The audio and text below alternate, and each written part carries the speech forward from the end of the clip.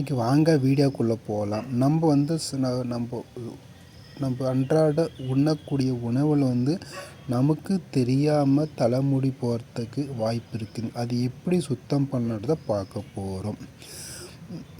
This video sponsor by SPO digital marketing. இந்த video வந்து skip பண்ணிடாதீங்க.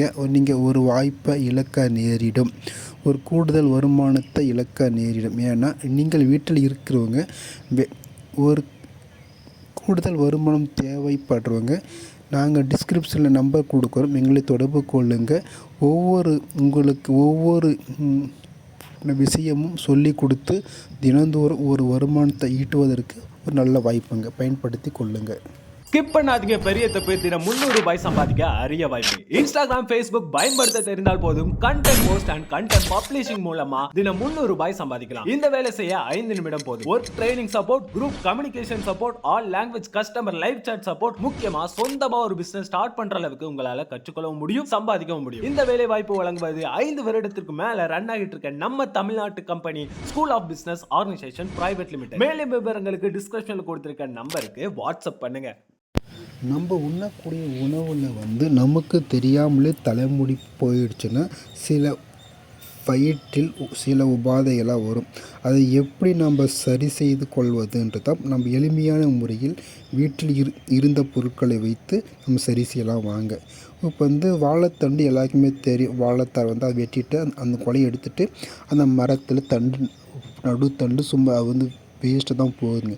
அந்த வாழைத்தண்டு நமக்கு தேவைக்கேற்ப சிறிதாக எடுத்துக்கொண்டு அதை துண்டுகளாக நறுக்கி அதை ஒரு தேவையான அளவுக்கு நம்ம எடுத்துக்கோங்க. அது வந்து நார் இருக்கும், நாரெலாம் எடுத்துருங்க. வாழைத்தண்டு 1 கப், அடுத்து தேங்காய் துருவல் 1 தேக்கரண்டி, பச்சை மிளகாய் 1 அல்லது 2 காரத்திற்கு ஏற்ப, சிறிது துண்டு இஞ்சி, சீரகம் 1/4 தேக்கரண்டி, உப்பு தேவையான அளவு. இதை தயாரிப்பதற்கு தேங்காய் எண்ணெய், கடுகு, உளுத்தம்பருப்பு, கறிவேப்பிலை, பெருங்காயத்தூள் 1 சிட்டிகை, காய்ந்த மிளகாய். இதை செய்முறை வந்து எப்படின்னா,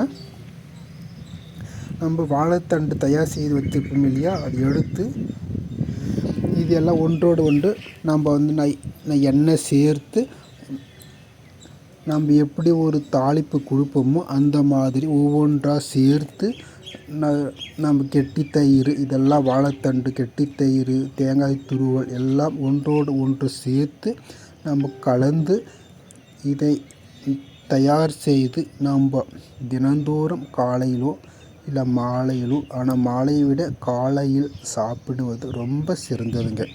இப்படி சாப்பிடும்போது வயிற்றில் வந்து உஷ்ணம் இருக்கிறவங்களுக்கு உஷ்ணத்தை குறைக்குது, சூடை குறைச்சி நல்லா குளிர்ச்சியை கொடுக்குதுங்க. இந்த வாழைத்தண்டு, தயிர், அப்புறமா அந்த தேங்காய் துருவல், வெள்ளரிக்காய் இதெல்லாம் சேர்த்து சாப்பிடும்போது உடலுக்கு நல்ல குளிர்ச்சி கொடுக்குதுங்க.